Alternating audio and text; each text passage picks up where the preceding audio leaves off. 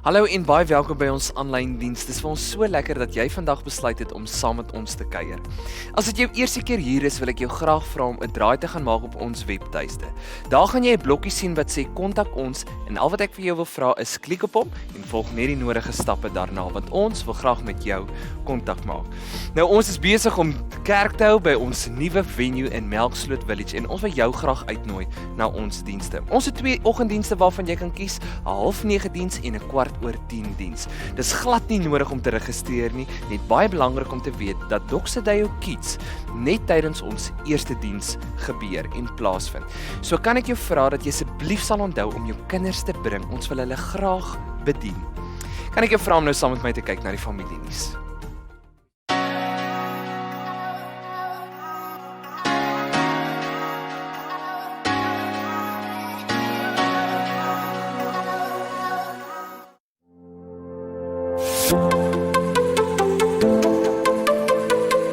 Discover your real identity in Christ. Understand true intimacy with God. Live a life of integrity. Ignite your compassion, live your calling, and find your contribution. Understand your worldview, impact your workplace, and bring wholeness to society. We close the gap between theory and practice with practical application every week. We build community through small groups, practical activations, and worship. The Word of God is imparted through powerful teaching by Doxadeo leaders. CCEP is a place where you grow and develop as an effective city changer. Enroll today to become the city changer God intended you to be.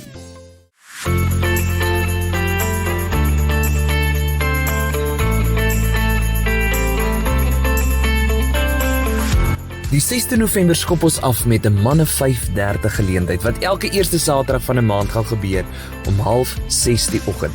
Ons kom bymekaar by die Steenbras uitsigpunt en as jy na hierdie geleentheid toe wil kom, wil ons jou net vra om met Petrus kontak te maak. Sien jou daar.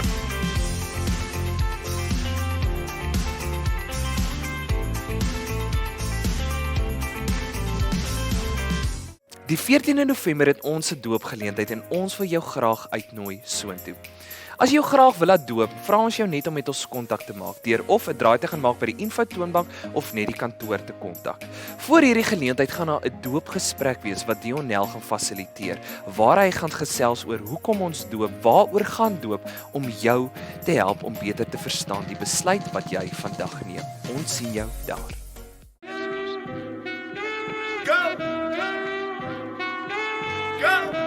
Nothing can stop me, I'm all the way up. All the way up. I'm all the way up. I put my Not today, Satan. Gordel van waarheid. Borstwapen van geregtigheid. Skoene van bereidwilligheid. Skild van geloof. Swaard van die woord. Gebed. Helm van verlossing. Ons is besig met week 3 van ons Geared Up reeks en hierdie week leer ons hoekom dit so belangrik is om die helm van verlossing en die swaard van die Gees te gebruik om teen die bose magte van hierdie wêreld te beklei.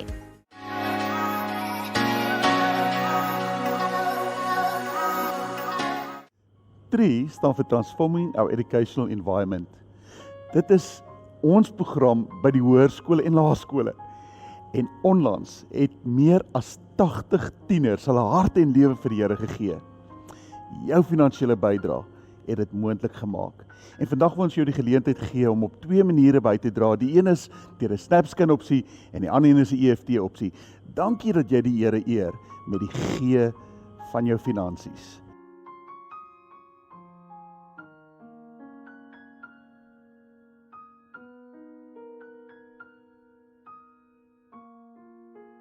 Alan Platt is die visionêre leier van Doxadeo en vanmôre bedien hy die woord by ons kampus.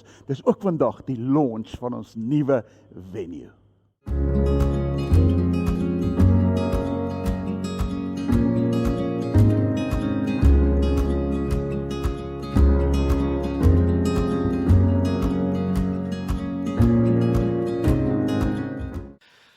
Wel, goeiedag. Dit is so 'n voorreg vir ons om hierdie groot geleentheid saam met julle hier in die Kaap te vier. Die inhuldiging, die launch van 'n nuwe fasiliteit. En ons is so opgewonde oor die ligging van die fasiliteit, die feit dat ons weet dis nou daar in die markplek. Dis amper iets profeties om in die markplek te wees. Dis amper asof dit is wat die Here nog altyd vir ons bedoel het. Ek hou so van die skrif wat sê, and Jesus moved into the neighborhood.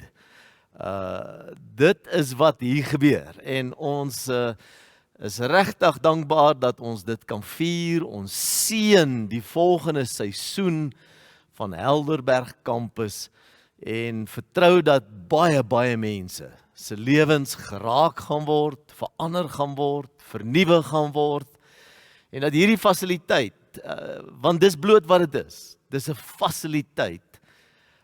Die bediening en die heerlikheid van God sal fasiliteer. So 'n groot oomblik vir ons. Ek besef wanneer ons dankbaar is oor 'n nuwe fasiliteit, dan doen ons dit met die sterk wete dat God soek nie 'n gebou om in te kom bly nie.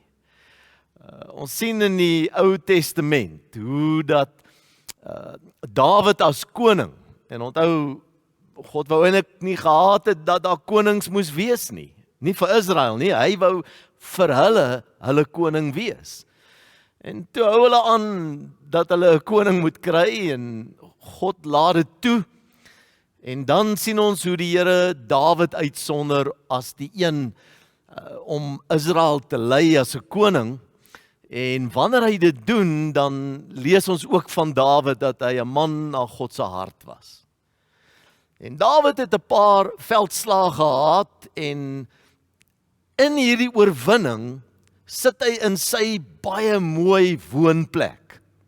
En hy dink by homself, maar hy kan mos nou nie in so 'n mooi plek bly en God se teenwoordigheid is nog in 'n tent. Want dis hoe die Israeliete oral waar hulle gegaan het, die ark van die verbond saam met hulle geneem het, binne in 'n tent. En Dawid besluit dis tyd om vir God 'n plek te bou. En hy roep die profeet nader en hy sê vir hom, luister, hier's my plan. Ek wil vir God 'n huis bou. En ons gaan hierdie gedeelte saam lees in 2 Samuel hoofstuk 7 vers 1 tot 7. Hoor net wat gebeur hierso. En terwyl die koning in sy huis woon, nadat die Here hom rus gegee het van al sy vyande rondom hom, sê die koning vir die profeet Nathan, kyk tog, ek woon in 'n huis van sederhout. Natuurlik 'n baie mooi plek. Maar die ark van God woon binnekant in 'n tentdoek. Nou, hierdie intensie is so mooi, dis so mooi gebaar van Dawid wat sê, maar ek kan mos nou nie in so 'n mooi plek bly en God bly nog in die tent nie. Toe sê Nathan vir die koning, want hy het seker ook maar gedink dis 'n goeie idee, gaan heen en doen alles wat in u hart is, want die Here is met u.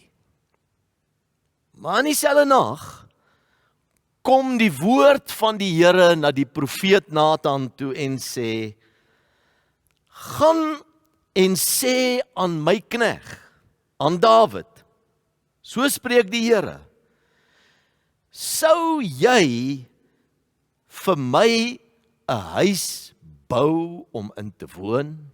Dis asof die Here hierdie vraag vra en sê, het jy 'n idee dat jy vir my 'n plek kan bou sodat ek daar moet gaan bly? Onthou, Die volke om Israel het almal hulle gode gehad. En dan het hulle afgode gehad vir wie hulle 'n plek gebou het, sodat hulle die afgod daar kon plaas. En dis asof binne daai konteks God sê, gaan jy nou vir my 'n plek bou waar jy dink dis waar ek gaan bly. En dan sê hy, ek het tog in geen huis gewoon van die dag af dat ek die kinders van Israel uit Egipte laat optrek het tot vandag toe nie. Maar ek het rondgetrek in 'n tentwoning. Dis asof die Here sê, ek wil altyd gehad het my mense moet weet dat waar hulle gaan, ek saam met hulle gaan. Ek by hulle is. Ek teenwoordig sal wees soos wat hulle pad deur die lewe vind, is ek met hulle. En dan sê hy verder, hy sê, oral waar ek onder die kinders van Israel rondgetrek het, het ek ooit 'n woord gespreek met een van die stamme van Israel, wat ek aangestel het oor my volk Israel, en gesê, waarom bou julle nie vir my 'n huis van sederhout nie? Dis asof die Here vir Dawid sê, Dawid, weet jy, dis so mooi dat jy 'n plek vir my wil daarstel. Maar ek wil eintlik hê my mense moet weet ek woon saam met hulle. Baie keer in ons gedagtes, wanneer ons oor kerk dink en 'n kerkgebou dink, dan is dit onverwendbaar dat ons gedagtes maar soontoe beweeg dat ons iets heilig sien rondom daardie fasiliteit.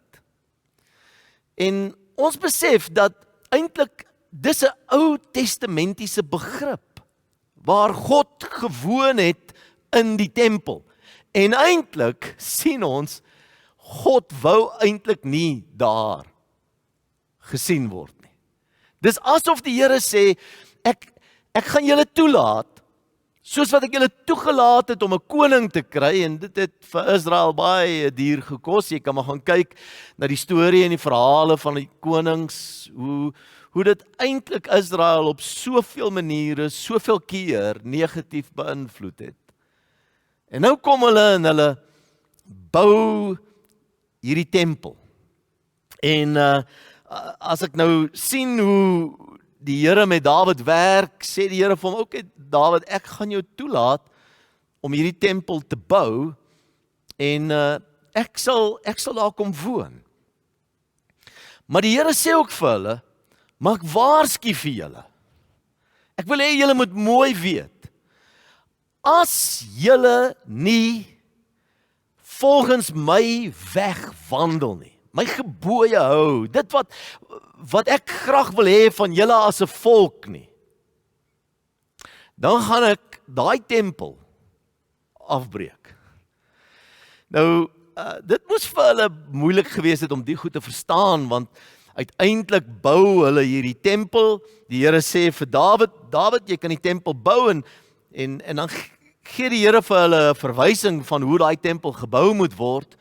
Maar die Here sê ook vir Dawid, jy gaan hom nie bou nie, want daar's te veel bloed op jou hande.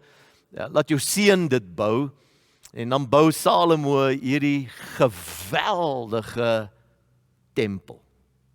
Maar van die tyd van Salomo af, begin hy om verbond te sny met verskillende nasies rondom hulle, en hy doen dit deur 'n vrou te neem uit elkeen van hierdie nasies, en saam met hierdie huweliksooreenkoms kom hulle oortuigings, hulle geloof, hulle denke, en dit begin Israel infiltreer. En natuurlik Salomo oor die 700 sulke huweliksooreenkomstes wat hy het, en hy bou vir hulle ook verskillende tempels, plekke van aanbidding. En ons sien hoe dat Israel verward raak, wegbeweeg van God se plan, wegbeweeg van dit wat die Here in gedagte het, en dan dit wat die Here vir hulle gesê het in 1 Konings hoofstuk 9, kan jy dit gaan lees, waar die Here sê, julle moet my beginsels handhaaf, my wette, en dit wat ek wil hê, hoe julle moet lewe, my gebooie, my insettinge, dit moet julle hou. Dan doen hulle dit nie. Hy sê, hierdie tempel gaan afgebreek word, sodat een klip nie op die ander sal bly staan nie. Nou, baie van die mense wat na die tempel gekyk het gesê, dis sekerlik onmoontlik. Want hierdie is so 'n sieraad, dis so 'n verwysing van Israel se krag en se invloed in die hele omgewing. Maar soos wat hulle wegbeweeg van die Here af, sien ons in die jaar 587 voor Christus, kom onder die invloed van Nebukadneser die Babyloniërs na Jerusalem toe. En hulle verslaan Jerusalem. Hulle breek die mure af en letterlik word vervul wat God vir Dawid gesê het. Die tempel word vernietig. En hier word hierdie mense gevat as bannelinge. Al die pad na Babylon toe. 1200 kilometer ver word hulle gevat en hier sit hulle by die riviere van Babylon. En hulle kan nie glo wat met hulle gebeur het nie, want onthou in die denke van die Jood was Jerusalem God se stad. Dit was die plek waar God gewoon het. Dit was vir hulle die stad van vrede. Jeru-Shalom. Shalom wat beteken heelheid, volheid, voorspoed. Al hierdie konsepte van dit wat heel is, het Jerusalem vir hulle voorgehou. Die Jode was bewus van Babylon, maar Babylon was vir hulle die teenoorgestelde van Jerusalem. Om die waarheid te sê, van Genesis reg deur tot die boek Openbaring, is Babylon die antitype van Jerusalem. Dis die stad van die vlees en die mens en van dit wat 'n Jood eintlik verag het.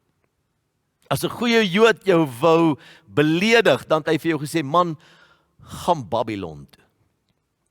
En Babylon is hierdie anderster verwysing. Jerusalem, die stad waar God is. Dis die plek, die tempel, is die spulpunt van die hele verwysing van Israel se funksionering. En hier gebeur dit nou.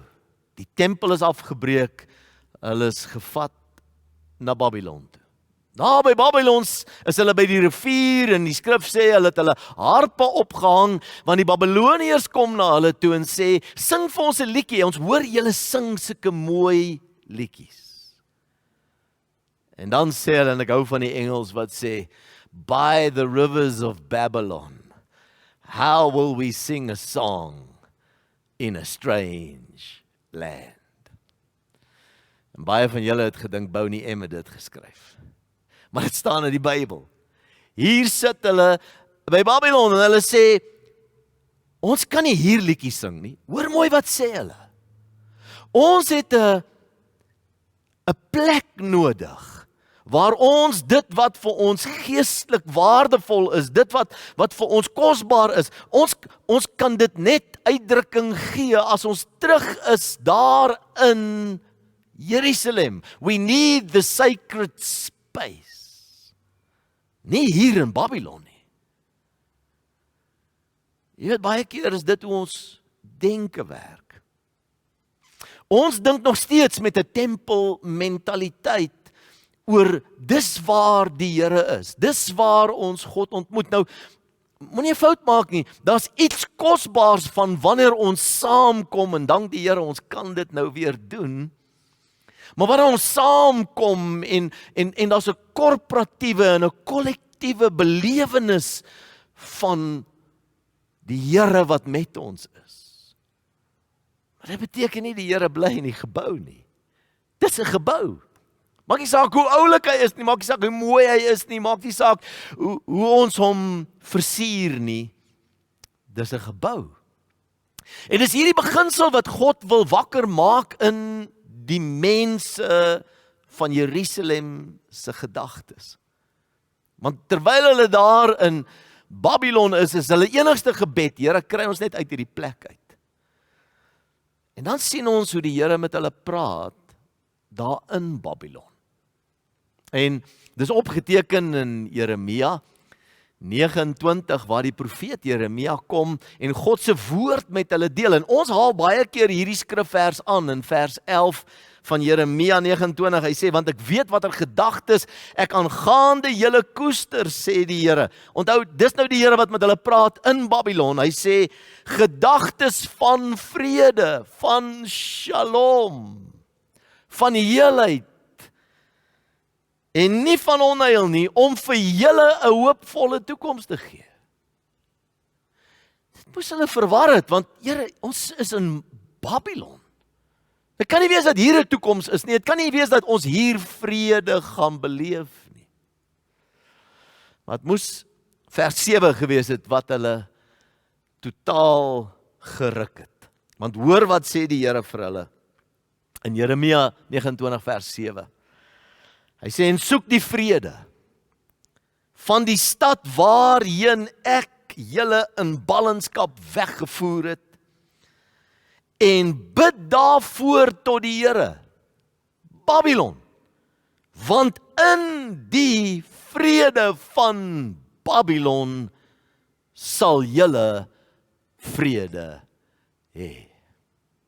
Dis asof die Here sê, ek wil hê julle moet betrokke raak in Babylon. En die vorige verse sê hy sê, luister hierso, bou huise, plant bome, laat julle kinders trou met die mense van Babylon. Waarom? Want jy sien, God het 'n behoefte om sy vrede in Babylon te vestig. En hoe anders gaan vrede in Babylon inkom as die draers van vrede? Die draers van shalom, die draers van God se teenwoordigheid nie in Babylon hulle self gaan vestig nie.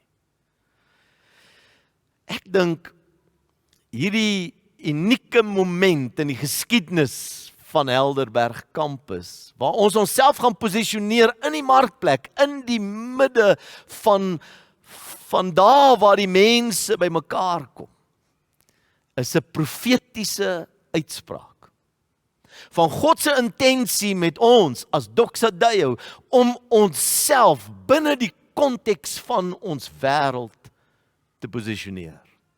Jy weet, in die verlede sien ons dat die kerk verskillende posisies opgeneem het teenoor hulle gemeenskap, teenoor hulle wêreld, die konteks waarin hulle self bevind. En daar's basies 4 posisies wat die kerk oor die jare ingeneem het. Die eerste is wat ons kan noem die protesterende kerk. Hier's wat die kerk opdaag wanneer ons teen iets is. En dis wanneer ons stem dik maak en ons hou nie van die besluite of die keuses of die verwysing wat daar gestel word nie. En ons as die kerk voel ons het 'n profetiese stem en ons gaan iets sê daaroor and then we protest, picket lines en ons verduidelik vir die wêreld. Nou, daar is 'n tyd waar ons profeties moet inspraak gee in ons wêreld. Dit weet ons. Maar die probleem is as ons net opdaag wanneer ons teen iets is, dan gaan die wêreld ons altyd net ken vir wat ons teen is en nooit vir wat ons vir is nie. Die tweede posisie wat die kerk ingeneem het, is wat ons kan noem die absente kerk.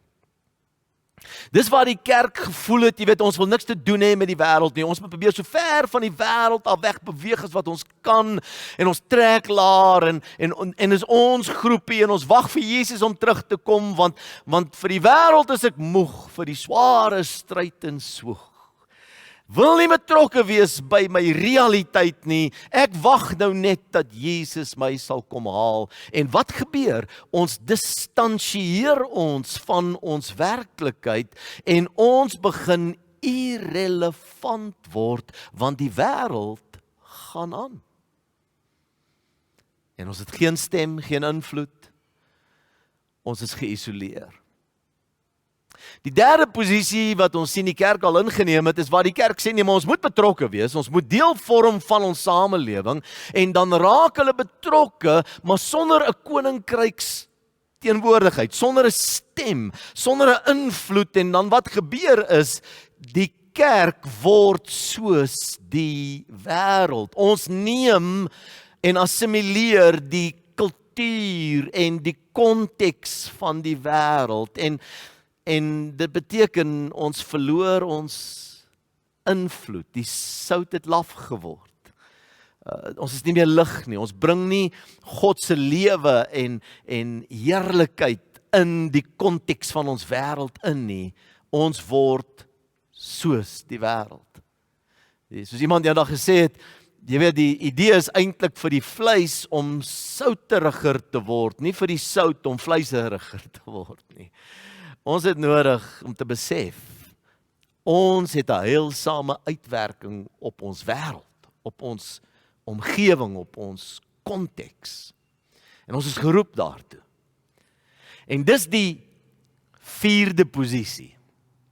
Nou, die vierde posisie is amper soos wat ons sien in Christus, wat die hemel verlaat om op aarde mens te word en deel te word van hierdie gebrokenheid en die resultaat van die sondeval, en hy word deel daarvan. He moves into our neighborhood. Die beginsel is die vleeswording. Die Engels praat van incarnational. Incarnational. We become part of. We are not, but we become part of. Ons is nie van die wêreld nie, maar ons is in die wêreld. Ons verteenwoordig iets binne die konteks van ons wêreld om 'n verskil te maak. En dis hierdie beginsel wat Paulus wil kommunikeer wanneer hy praat in Efesiërs 1, dan en ek hou van die Message vertaling, dan sê hy hier van vers 22 af, hy sê, at the center of this, Christ rules the church. The church, you see, is not peripheral to the world. The world is peripheral to the church. The church is Christ's body, in which he speaks and acts. Ons is so dankbaar, die Here praat met ons. En wanneer ons saam is en wanneer ons beleef dat ons die voorreg het van gemeenskaplike aanbiddingsgeleenthede, beleef ons die Here praat. Maar dit hou nie daarop nie.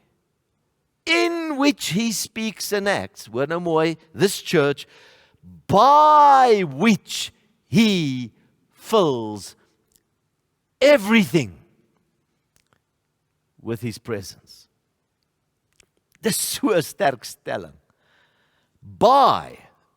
Met ander woorde, deur die kerk. Daar's geen ander meganisme wat God wil gebruik om ons wêreld te beïnvloed en te affekteer nie, behalwe deur ons, sy mense, sy kerk. By which he fills everything. Nou mense, daai woordjie everything beteken everything.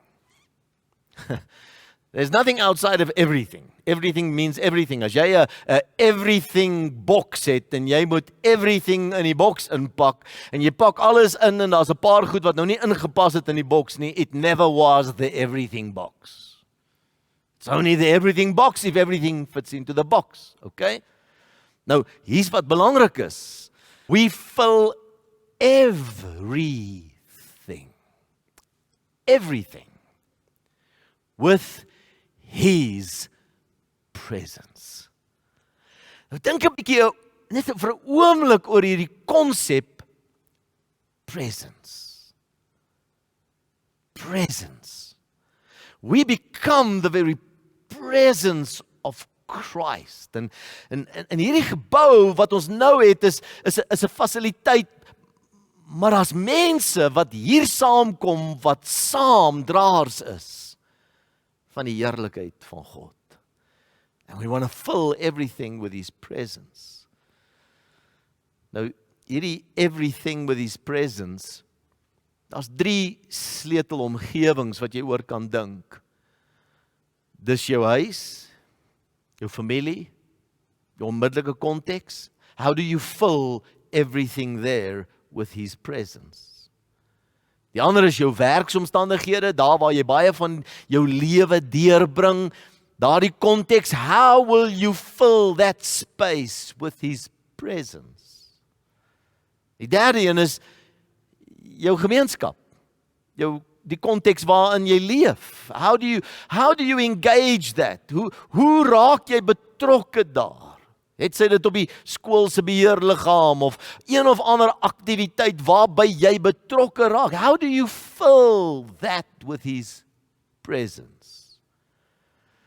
Ek stel voor jy dink oor 3 konsepte. A fathering, a faithful and a fruitful presence. Fathering, faithful, fruitful. Wat beteken dit? 'n Fathering presence is dat jy 'n hart begin kry, waar jy regtig begin beleef, die Here sit hierdie las, a burdened heart, vir jou huis, jou werk, jou omgewing. Die tweede is a faithful presence. Dis waar jy vra, hoe kan ek die aroma van Christus, die geur van Christus, die karakter van Christus tentoonstel in my huis, in my werk en in my gemeenskap. Met ander woorde, voordat ek nog iets gedoen het of gesê het, dat mense kan agterkom, ek leef vanuit die koninkryks beginsels. Ek leef as een wat gedrewe is met liefde, waar daar haat is, kom ek met liefde, waar daar bitterheid is, kom ek met vergifnis, waar daar selfgesentreerdheid is, kom lê ek my lewe neer, waar daar 'n ingesteldheid van greed is, kom ek met generosity. Waar daar trots is en hoogmoed is, kom ek met nederigheid. En ek kom in die krag van die teenoorgestelde gees. I represent His presence. En dan laastens, a fruitful presence. Dis waar ons die aksies van Christus sien. Dis waar ons goed doen om goed te sien verander. En dis letterlik waar ons geloof, hoop en liefde na ons huis, na ons werksplek en ons gemeenskap vat. Dis waar ons die verlorenheid, die pyn, die gebrokenheid begin aanspreek, waar ons die Here vertrou dat dit sal verander en nuut gemaak word. Dis 'n groot oomblik vir ons. En as jy wil deel wees van hierdie proses, waar jy besef, hierdie nuwe fase, nuwe oomblik, skep nuwe geleentheid ook vir assosiasie en verbintenis tot die proses vorentoe.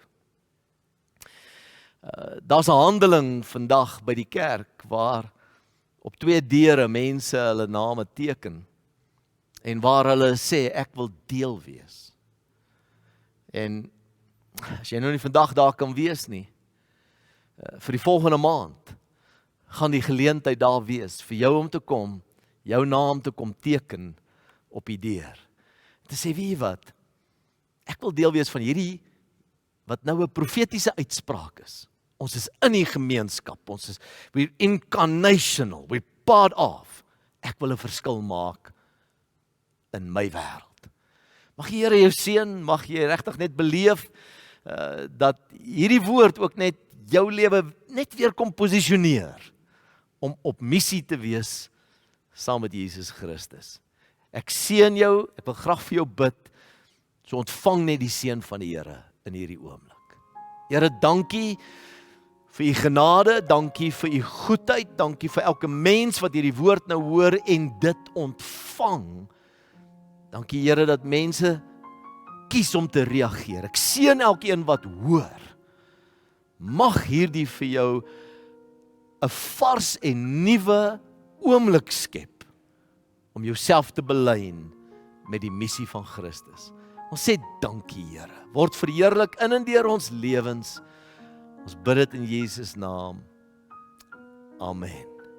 Amen. God bless. Dankie dat jy vandag saam met ons gekuier het. Kan ek jou vra om dit wat die Here in jou hart wakker gemaak het, of daai een ding wat vir jou uitgestaan het tydens die diens, kan ek jou vra om dit vir ons iewers te comment, sodat ons saam met jou kan celebrate dit wat die Here vandag vir jou gedoen het. Dalk het jy vandag of onlangs jou hart vir Here gegee en nou is die groot vraag, wat nou? Nou ons het 'n ongelooflike hulpmiddel wat ons noem Groei, Eerste Tree met Jesus. Nou hy is beskikbaar in Afrikaans en Engels. Jy kan hom kry by ons info toonbank en selfs op ons webtuiste. Daar is selfs video's wat saam met dit gaan om dit net meer prakties en makliker te maak vir jou. Maar dit is so belangrik om hierdie eerste tree saam met iemand te gee. So kan ek jou vra om met Dionel kontak te maak sodat hy saam met jou deur hierdie eerste tree kan stap. Ons sien jou, selfde tyd, selfde plek volgende week.